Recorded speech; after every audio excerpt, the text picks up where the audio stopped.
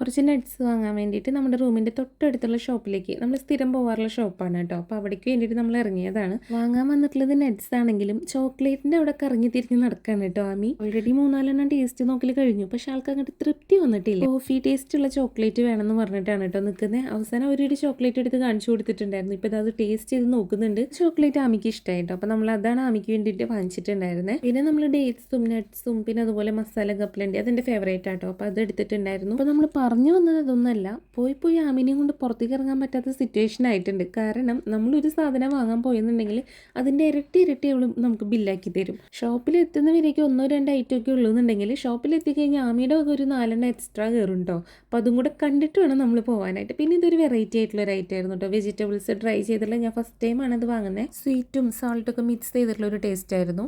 പിന്നെ നമ്മളിത് എല്ലാ സാധനങ്ങളും വാങ്ങിച്ച് അങ്ങനെ വീട്ടിലെത്തിയിട്ടുണ്ട്. അപ്പോൾ വീഡിയോ ഇഷ്ടമായ ലൈക്കും കമൻറ്റും സബ്സ്ക്രൈബൊക്കെ ചെയ്യാം കേട്ടോ.